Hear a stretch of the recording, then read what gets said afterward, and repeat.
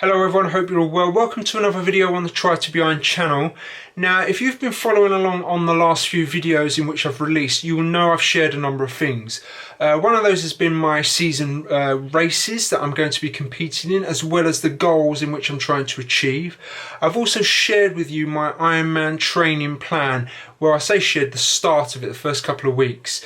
And in today's video, I mentioned that I would be looking at how I use TrainerRoad, in which I train my bike legs to get me ready for that bike leg of a triathlon. And that is what this video is all about.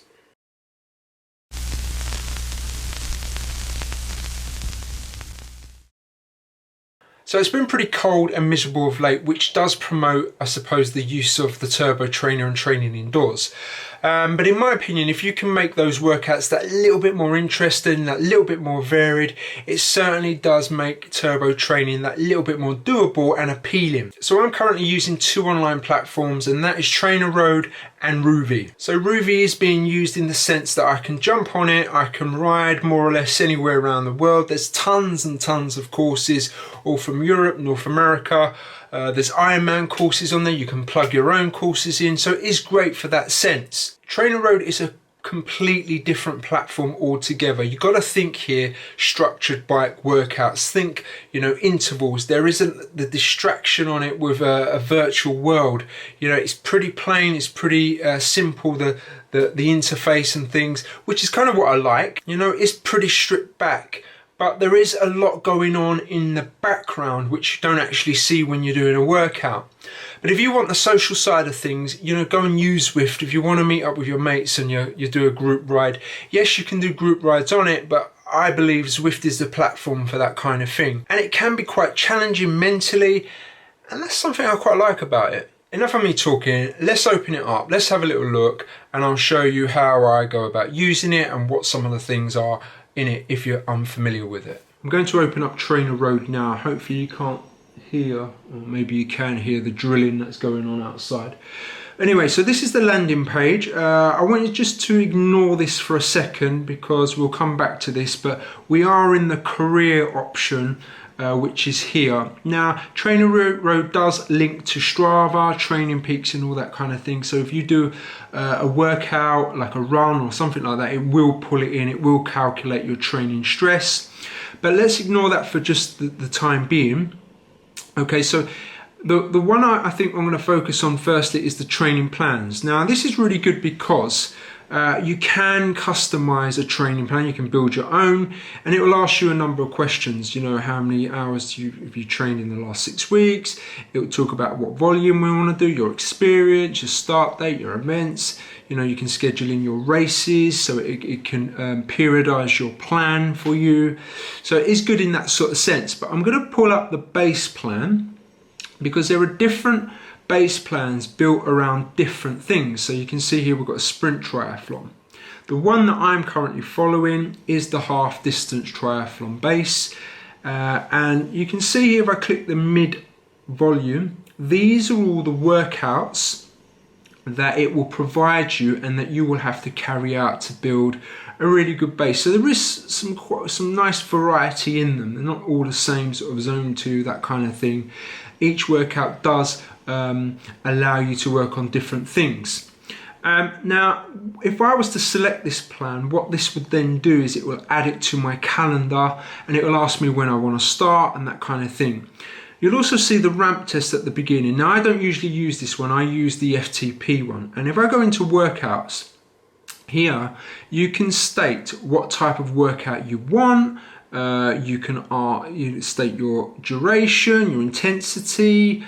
There's all sorts of things that you can put in, and this will filter out and it will come up with different workouts. But you can see here it's got the FTP workouts for you, and these are the ones that I will do initially and everyone should do to get your base.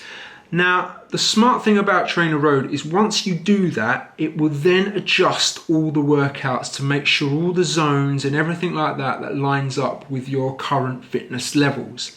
So when you're working on particular things, I'm going to open up my calendar and hopefully you will see here, this is the workout that I did this morning. Shasta. So this is the one I'm going to flash up on the screen in a minute and show you how I got on. But you'll see all these zones are all calculated, and this line going across is my current FTP. So TrainerRoad does do all of that. And like I said, there are workouts. I don't really use the teams option. Now you'll notice that in my calendar, you'll see other things like swim base, base run again, brick workout. And that's because I've selected a triathlon based plan. So what this does is it does build you not just the bike workouts, but it will also attempt to try and build the whole triathlon plan for you. Now I don't use this, I've got my own training that I follow, and I might not necessarily do these particular bike workouts on these particular days because it all fits in with my other programming and the way that I build my plan. But what I do try and do is get these workouts done in this particular week and in that particular order. And like I said before, the Cumberland here, it's a 1 hour 15 workout, but I would choose to do outside. So as long as I do an hour and a half, 2 hours zone 2, that kind of fits my bill. The only time I will really spend the time on TrainerRoad doing this longer workout at the weekend is if the weather is crap or I can't get out or something like that. But usually this workout I will try and get done outside. As long as I get a long zone 2 ride in, I'm happy.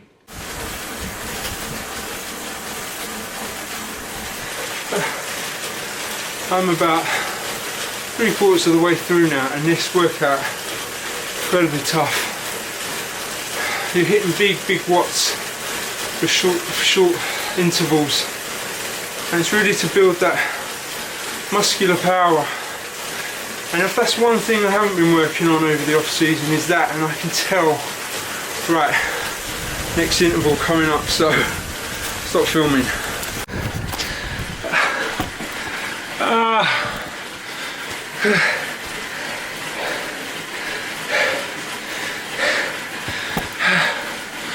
I'll tell you what is challenging, trying to film after one of those intervals.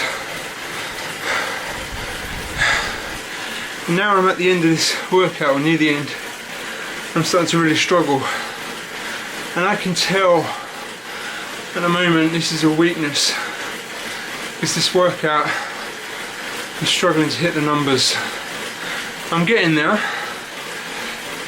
and getting up to the specified wattage, which is just under 400 watts. But I'm not able to stay there for very long. So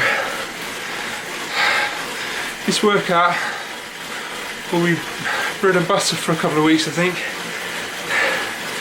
Anyway,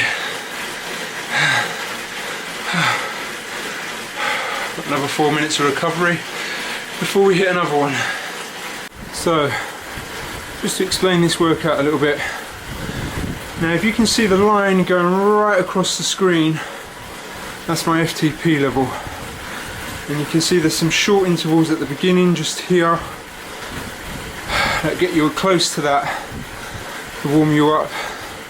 And then you can see that there's 7 blocks, and they're all separated by about 5 minutes recovery,